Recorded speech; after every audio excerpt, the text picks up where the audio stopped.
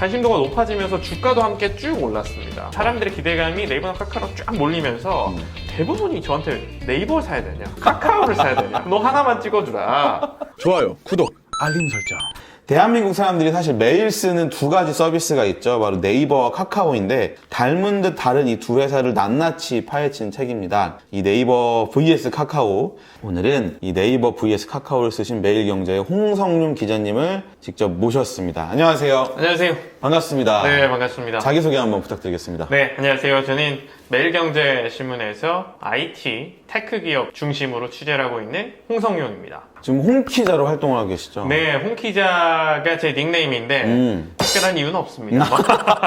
네. 제 옛날 별명 홍키 뭐 이런 거기도 해서 그냥 홍키자라고 닉네임을 짰고, 그 네이버에서 지금 홍성용으로 검색하시면 홍키자의 빅테크라는 시리즈를 연재를 계속 하고 있거든요. 네네. 최근 이슈 중에 가장 핫한 IT 뉴스들을 골라가지고 좀 해설 기사를 계속 쓰고 있어서 살펴보시면 좋을 것 같습니다. 오늘 이 책 같은 경우는 사실은 되게 재밌는 게 두 회사 이름 중에 네이버가 먼저 앞에 나왔어요. 아, 네. 그쵸? 그거 의미가 있나요? 우리나라 네. 대표 플랫폼 기업 두 곳이 이제 네이버랑 카카오인데, 그쵸. 이 왕좌를 차지해온 게 이제 사실 네이버였죠. 최근에 들어서야 카카오의 주목도가 높아지는 상황이잖아요. 후발 이제 주자죠, 어떻게 보면. 카카오 대 네이버라는 얘기를 하는 것보다 네이버 대 카카오라고 얘기를 하는 게 좀 입에 잘 붙는. 근데 이제 출간하자마자 카카오가 쏘기 시작해서 저희 출판사에서는 야, 잘못했다. 카카오가 먼저 나와야 되는 거 아닌가? 네, 그리고 네 책에다가 카카오 대표님이 그 추천사도 써주셨는데. 그니까요. 저는 그 얘기를 하려고 했던 게, 이름은 네이버가 먼저 나왔는데, 추천사는 카카오 대표님이 써주셨어요. 그래서 카카오 대표님께서 저한테 이거 어떻게 된 일이냐. 좋습니다. 이 책을 기획하게 된 배경이 있을 것 같아요. 그런 생각을 했어요. 작년에 이제 코로나19가 본격화되면서 네. 사람들이 이제 밖에 못 돌아다니니까 네이버나 카카오라는 국내 인터넷 기업의 소중함에 대해서 깨닫기 시작한 거죠. 저희가 이제 네. QR 인증을 하는 거의 유일한 나라예요. 대부분 이제 구글이 뭔가 코로나19에 대한 정보를 주지 않으면 네. 전체 오늘 확진자 수도 제대로 파악하기 어려운 나라들도 너무나 많고, 네이버나 카카오 덕에 선별진료소를 팠는데도 용이했고, 그쵸. 그러면서 아무튼 네이버나 카카오에 대한 관심도가 되게 높아졌거든요. 관심도가 높아지면서 주가도 함께 쭉 올랐습니다. 사람들의 기대감이 네이버나 카카오로 쫙 몰리면서 대부분이 저한테 네이버를 사야 되냐, 카카오를 사야 되냐, 너 하나만 찍어주라. 그래서 제가 그랬어요. 야, 그러면 네이버가 뭐 하고 있는지는 알아? 카카오가 뭐 하고 있는지는 알아? 대부분 몰라요. 그 정도라서 제가 책을 낸 계기가 또 된 거죠. 오늘 뭐 그게 주식 투자가 됐건, 스타트업을 하건, 회사를 다니건, 좀 뭐 알아야 뭘 결정을 할 수 있으니까. 작년에 한성숙 대표님께서, 네이버 대표님께서 그런 말씀 한 적이 있어요. 앞으로의 미래는 이 플랫폼 기업이 아래에 주춧돌이 되고 그 위에 모든 산업이 짜여서 올라가는 구조가 되지 않을까 생각한다라는 얘기를 하셨는데, 저는 그게 너무 맞는 것 같아요. 네이버나 카카오가 아니더라도 네. 인터넷이나 플랫폼, 클라우드 이런 것들이 기반 주춧돌로 깔리지 않으면 어떤 기존의 산업에서도 구조를 고도화하기가 어려워지는 시대가 앞으로 열릴 것이다. 그럼 이 주춧돌 되는 회사들 중에 대표 주자인 두 회사, 네이버나 카카오를 좀 더 면밀하게 들여다보면 도움이 되지 않을까라는 생각을 한 거죠. 그렇습니다. 이 책을 보면 6개 파트로 나눠져 있어요. 그래서 컨텐츠, 기업 생존 전략, 쇼핑, 금융, 고객 확보, 인공지능 이렇게 나뉘어져 있는데, 영역별로 두 회사만의 전략이 비슷하면서도 다른 게 굉장히 흥미로웠는데요. 먼저 컨텐츠 영역에 있어서 근데 두 회사가 조금 그래도 차별화된 전략들이 있을 것 같아요. 네이버는 처음부터 완전 해외에서 성공하겠다고 공략을 한 거예요. 네이버 웹툰의 본사가 미국에 있습니다. 미국에 본사를 둔 다음에 전 세계 웹툰 지역에서 운영하는 곳들을 다 본인 밑으로 수직 계열을 해놨어요. 해외 독자들 위한 선점을 빠르게 움직여서 한 거고, 그게 이제 지금 효과를 보고 있다 이렇게 보시면 되고요. 그 다음에 이제 카카오 같은 경우에는 배우 레이블을 통째로 인수하는 거예요. 이를테면 이병헌의 BH 엔터테인먼트나 현빈, 공유, 무슨 공효진 이런 분들의 엔터사들을 통째로 인수를 하는 거예요. 카카오는 자기 사람으로 만들기 위해서 유상증자까지 했어요, 예전에.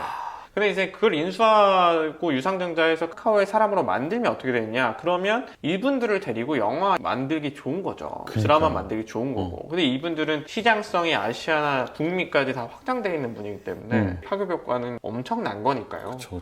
그런 게 좀 카카오가 콘텐츠 사업으로 약간 재밌는 부분? 우리가 콘텐츠 영역에서는 요렇게 좀 두 회사가 좀 차별화돼 나가고 있고, 그 다음 보면 사실 요새 또 이제 성장 전략, 생존 전략 관련해서 국회와도 또 이제 잡음들이 많은데, 두 회사의 생존 전략에 있어서도 차이가 있다고. 이 생존 전략 때문에 국회에서 이제 견제 움직임들이 나오는 겁니다. 이 두 회사가 좀 차이가 있는데 또 같지만 또 다른 뭐 이런 느낌이에요. 이제 네이버는 2015년에 만든 제도 중에 재밌는 게 CIC 제도라는 게 있어요. 컴퍼니 인 컴퍼니, 회사 속의 회사. 그래서 본사 안에 각 사업부를 책임 예산제로 해서 예산을 따로 주면서 독립적인 구조로 만들어놔요. 네이버 웹툰도 있었고 그다음에 스노우도 있었고 지금의 네이버의 자회사로 빠져나간 곳들이 다 처음에는 CIC였습니다.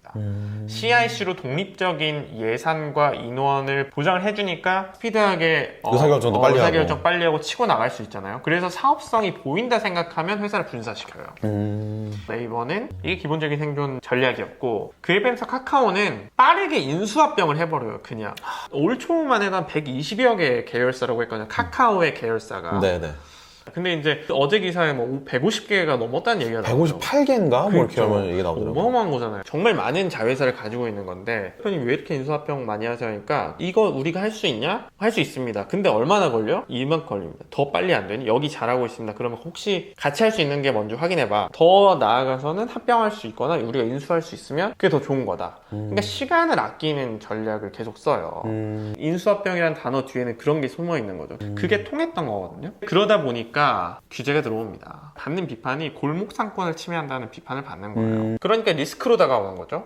그러니까 외국인도 빼기 시작해서 어제 오늘 막 주가도 막 무너지고 그러니까. 그 이유가 다 생존 전략의 차이에 따른 뒷단에 있는 내용들. 그럼 네이버 카카오만 잘못한 거냐? 그건 아니고 전 세계가 약간 플랫폼 기업에 대해서 두려움을 갖기 시작한 거예요. 이러다가 진짜 구글, MS, 뭐 애플 뭐 이런 몇 개 기업 전 세계를 다 먹는 거 아니야? 그쵸. 애플 시총 자체가 전 세계 몇 개국을 합쳐놓은 수준이잖아요. 그러니까요. 그래서 우리가 뒤쪽에 카카오 사면 좋은지 네이버 사면 좋은지 우리가 이야기를 좀 나눠볼 텐데 그에 앞서서 조금 더 두 회사의 이야기를 좀 해볼게요. 또 이제 파트 중에 책에 보면 네이버 또 쇼핑, 카카오의 쇼핑을 또 빼놓을 수가 없는데 이 네이버는 목적형 쇼핑이고 카카오는 관계형 쇼핑이다. 이렇게 또 설명을 해주셨더라고요. 작년 기준으로 이제 쇼핑의 네. 거래 기준 순위를 보면 네이버가 1위예요. 그다음에 이제 네이버 다음이 쿠팡이고 쿠팡 다음이 이제 이베이 코리아였는데 이베이 코리아에 뭐 G마켓, 지구, 옥션 이런 데가 있었죠. 근데 이렇게 이베이 코리아는 이마트가 인수를 했으니까 그러면 이제 어떻게 되냐면 순위가 네이버가 있고 그 다음에 이제 이베이 코리아 플러스 이마트가 있고 그 다음에 쿠팡이 있고 그러면 카카오는 어디죠? 카카오는 한 9에서 10 정도였어요 사실은. 근데 카카오가 이커머스의 진심은 아니었는데 이제 진심을 보이게 된 게 이제 카카오톡을 열어보면 알 수 있죠. 카카오톡 하단에 보면 카카오톡 네 번째 모양이 쇼핑백 모양이에요. 그쵸. 스토어 그거는 쇼핑. 새로 넣은 거잖아요. 다섯 번째 탭 점점점 탭에 들어가면 네. 다른 서비스들이 많아요. 네. 그러니까 여기에 넣을 수도 있는데 그쵸. 그게 아니고 카카오톡 하단에 넣은 거면 제대로 사업해보겠다. 밀어보겠다. 그렇게 생각하시면 되고 근데 목적형이랑 관계형이 어떻게 다르냐면 이제 대표님 그렇지만 물건 사실 때 어떻게 사세요? 네이버에서 검색하세요? 전 쿠팡. 쿠팡. 빨리 오니까.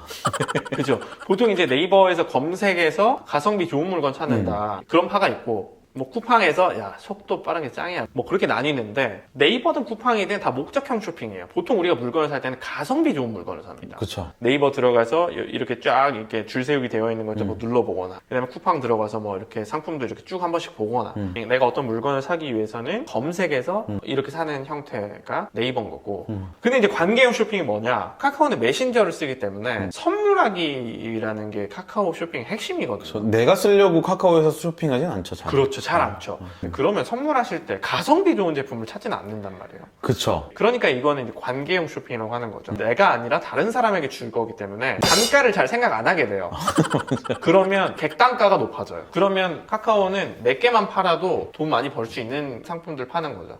그러니까 프리미엄 상품들을 많이 넣어놔요. 그러니까 카카오에서 막 명품도 판매한다고 하더라고요. 그렇죠. 굿즈인가 뭐 이런 것도 팔고. 그러니까 이게 전략이죠. 객단가 높은 상품들 선물하는 거니까. 그러니까. 카카오랑 네이버랑 플랫폼 기업의 공통점은 일단 내 플랫폼에 어떻게 사람들을 락인시킬 것인가가 핵심이에요. 엄청 오랫동안 머무르게 해야 된단 그쵸. 말이에요. 그러니까 네이버 위에다가 콘텐츠들을 띄워야 돼요. 카카오 위에다 콘텐츠를 띄워야 돼요. 그쵸. 이 콘텐츠를 띄운다는 개념에 쇼핑도 들어있고 웹툰도 들어있고 음악도 들어있고 뭐 이렇게 여러 가지를 넣어놓는 거죠. 그러면 자연스럽게 트래픽이 나오는 거고 이 트래픽이 커지면 커질수록 가치가 높아진 네트워크 효과 모든 신생 기업들이 그래요. 스타트업을 시작하면 사람 모으는 게 일입니다. 맞습니다. 맞아요. 뭐 대표님도 아시다시피 뭐 지금 라이브 하고 유튜브도 그렇고 카카오음도 그렇고 구독자 모으는 게 일이고 사람들 그렇죠. 모으는 게 일인 거죠. 아 정말 이게 카카오와 네이버가 알면 알수록 무섭네요. 그래서 규제한다고 하는 거죠. 그러니까요. 가만 냅두면 우리 삶이 노란색과 녹색으로 물들 것 같은 그런 느낌이 그러니까요. 들잖아요. 약간... 우리가 한두 개 질문 정도만 더 이야기 나눠볼 텐데 우리가 이제 카카오 네이버 어디 살지는 마지막 질문을 남겨두고 그 전에 네이버와 카카오가 왜 페이에 집중하고 있는지 그 얘기를 좀 해보면 좋을 것 같아요. 네이버 페이나 카카오 페이나 금융입니다. 왜 다 금융 사업을 하느냐? 사람들의 삶 속에 이렇게 네이버 페이나 카카오 페이가 있으면 더 이상 이제 지갑이 필요 없잖아요. 그러면 내 카드만 등록만 해놓으면 어디든 가서 쉽게 결제를 할 수 있다는 거. 그 편리함 때문에 일단 사람들이 좋아하니까 네이버 카카오가 하는 거긴 해요. 근데 거기다가 가장 양질의 데이터를 얻을 수 있는 데가 이 페이에서 얻어낸 결제 관련 데이터예요. 일단 이 회사들은 데이터를 많이 가지고 있으면 있을수록 더 많은 사업적인 성과나 효과를 누릴 수가 있습니다. 이를테면 데이터가 많으면 인공지능 돌리는데 쓰기 편하고 재료가 되는 거니까. 그렇죠. 그 다음에 또 광고 쓸 때도 개인 맞춤형 광고 하는 게 더 편하고 그런 게 다 고도화되는 이 데이터거든요.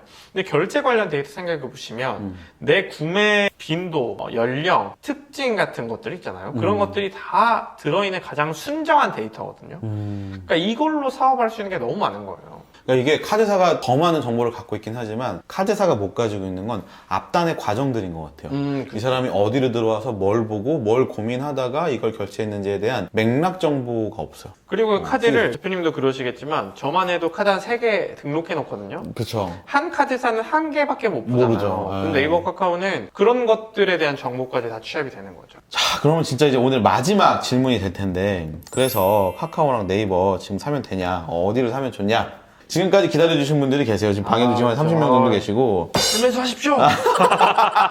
아닙니다. 주식 구매는 본인의 판단과. 정말 이 멘트를 까먹을 뻔했는데 저희가 하는 얘기는 그냥 참고로 들으시고 모든 선택은 여러분들 스스로 조금 더 많은 공부를 하신 후에 하셔야 된다는 거. 그렇죠. 주식 방송이 아니기 때문에. 전혀 아닙니다. 그렇죠. 근데 이제 저는 그런 생각을 해요. 제 책에 네이버 한 주 사고 카카오 한 주 사라고 책에 적어놨어요. 네. 그게 정답이라고 생각해요, 사실. 왜냐면 그런 생각이 드는 이유 중에 하나가 미국의 증거가 되고 있어요. 왜냐면 미국이 지금 시총 상위 기업이 다 플랫폼 기업입니다. 구글, MS, 페이스북 다 플랫폼 기업이에요. 근데 이게 재밌는 게 미국 내 이 S&P 500의 기업의 무형자산 비중이 2005년 이후에 이미 90%가 넘어섰고 작년 기준으로 했을 때 사상 최대의 무형자산 비중으로 갔거든요. 그러니까 무형자산을 다루는 곳이 흥할 수밖에 없는 구조가 지금 미국에서 보여지고 있어요. 그럼 네이버 카카오가 주가를 떠나서 이 플랫폼 기업들이 아직도 성장할 모멘텀들이 너무 많은 거예요. 사실은 뛰어들어 있는 분야도 많고 이제 표창기인 분야들도 많습니다. 그리고 얘네 콘텐츠만 해도 콘텐츠 과연 진짜 돈 벌 수 있냐? 볼 수 있습니다. 왜냐면 벌고 있죠. 엄청 벌고 있죠. 엄청 벌고 있고 그럼 이게 대박 콘텐츠 하나 나오면 1차, 2차, 3차 걸러주면서 영상, 영화까지 쫙 하면 돈을 벌어들이는 게 얼마나 많겠어요. 그러니까요. 그러니까 저희가 사시라 마시라 그런 얘기 드리는 게 아니라 시대적 상황상 디지털이라는 것이 확대될 수밖에 없다. 그 관점에서 생각해보면 사는 게 맞는지 아닌지는 좀 명확하지 않을까. 다만 그거는 중요하게 생각하셔야 되는데 올해를 기점으로 전 세계가 지금 플랫폼 기업에 대한 너무 커지는 것 같은데? 라는 생각이 들면 규제 이슈를 계속 들고 올 수밖에 없어요. 그쵸. 이번에 금융 규제가 첫 발일 수도 있어요, 사실. 주가는 더 떨어질 수도 있어요. 그럴 수 있죠. 그런 판단을 좀 해봐야 되지 않나 라는 생각해봅니다. 여러모로 잘 판단하시면 좋을 것 같습니다. 오늘 저희가 카카오와 네이버에 대한 얘기 많이 해봤고요. 많은 얘기들은 사실은 또 네이버 vs 카카오에 또 자세하게 또 담겨 있기도 하니까 이 책에도 많은 관심 가져주시면 좋을 것 같고요. 마지막으로 또 보시는 분들께 이렇게 하고 싶은 이야기가 있으신지. 그런 얘기 드리고 싶어요. 네이버, 카카오를 사람하나 이것도 떠나서 플랫폼 기업이 우리 일상에 어떤 영향을 미치고 있는지는 한 번쯤 고민해 보셨으면 좋겠어요. 플랫폼 기업이 밑에 주출돌로 깔린다. 그런 미래가 올 것 같긴 하거든요. 그 위에서 우리 일반 개인들은 어떻게 하고 살아가야 되느냐. 그런 고민들을 한 번쯤 진지하게 해볼 필요가 있지 않나 라는 생각을 해봅니다. 네, 그럼 오늘은 여기까지 하도록 하고요. 저희는 또 그러면 다음 영상으로 돌아오도록 하겠습니다. 오늘 함께 해주셔서 감사합니다. 감사합니다. 감사합니다.